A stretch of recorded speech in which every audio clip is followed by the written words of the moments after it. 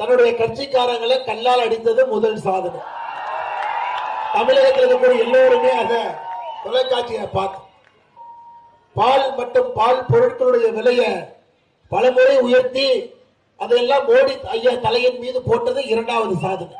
உயர்த்துறதெல்லாம் இவங்க போட்ட பழியெல்லாம் மத்திய அரசின் மீது. திருவள்ளூர் மாவட்டத்தில் தான் வைத்ததுதான் சட்டம் என்று தன்னுடைய துறையை தாண்டி மற்ற துறையிலையும் கமிஷன் வாங்கியது நான்காவது ஒரு சாதனை. கஞ்சா விற்கிறவன், கொலை செய்கிறவன் யாராக இருந்தாலும் கூப்பிட்டு போட்டோ எடுத்துக்கொண்டது நான்காவது சாதனை.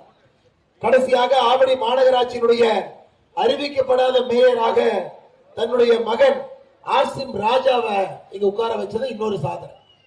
இந்த போட்டோவை பாருங்க. யாருங்க இதெல்லாம்? இவங்க எல்லாம் பகுஜன் சமாஜ்வாதி கட்சியினுடைய மாநில தலைவர் திரு ஆம்ஸ்ட்ராங் அவர்களை கொன்ற 3 முக்கிய குற்றவாளிகள். குற்றவாளி 1, குற்றவாளி 2, குற்றவாளி 3. அண்ணா பல்கலைக்கழகத்தினுடைய மாணவியை பாலியல் வன்கொடுமை செய்த குற்றவாளி திராவிட முன்னேற்ற கழகத்தினுடைய பிரமுகர் ஞானசேகரன் என்பது உங்களுக்கு தெரியும். அவருடைய மனைவி அண்ணா பல்கலைக்கழகத்தில் வேலை பார்க்கிறாங்க. ஒரு பாசம் வாங்கிக்கிறாரு. உதயநிதி ஸ்டாலின் அண்ணா பல்கலைக்கழகத்துடைய சிண்டிகேட் மெம்பராக இருக்கக்கூடிய காலத்துல கேட்ல யாருமே திராவிட முன்னேற்ற கழகத்தினுடைய கொடியை போட்டிருந்தால் சோதனை செய்யாம அண்ணா பல்கலைக்கழகத்தில் எல்லா திமுக வண்டியும் அனுபவிக்கிறாங்க. அண்ணா பல்கலைக்கழகத்தில் எந்த சிசிடிவி கேமராவும் கூட வேலை செய்யல. ஆனா சிண்டிகேட் உறுப்பினராக உதயநிதி ஸ்டாலின் இருந்திருக்கிறார். அதை பயன்படுத்தி உள்ள போய் பாலியல் வன்கொடுமை செய்து அதெல்லாம் வெளியே வந்த பிறகு இவர்களுக்கெல்லாம் திராவிட முன்னேற்ற கழகத்துடைய தலைவர்கள் முட்டுக் கொடுத்துக் கொண்டிருந்தார்கள் என்பது உங்களுக்கு தெரியும்.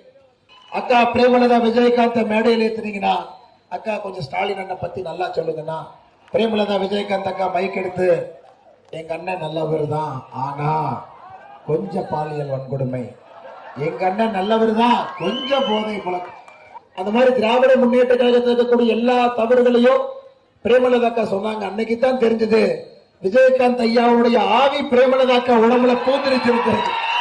விஜயகாந்த் ஐயாவுடைய ஆவி பிரேமலதா அக்கா உடம்புல பூந்து சேலத்துல சொன்ன பிறகு முதலமைச்சர் சொல்லிட்டாரு, நான் இன்னைக்கு மேடைக்கு வரல, அப்படியே வாக்கிங் போயிட்டு அந்த டீயை குடிச்சுக்கிட்டு அப்படியே நான் பிரச்சாரம் பண்ணிட்டு 21ஆம் தேதி 5 மணி வரைக்கும் அப்படியே முடிச்சேன்.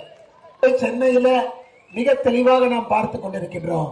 எப்பவுமே திராவிட முன்னேற்ற கழகம் சொல்லுவாங்க, எங்க கோட்டை எங்கள் கோட்டை எங்கள் கோட்டை என்று சொல்வார்கள். நீங்கள் எல்லாம் சேர்ந்து அதிலே ஓட்டை போட்டு விட்டீர்கள். அன்பு சொந்தங்களை,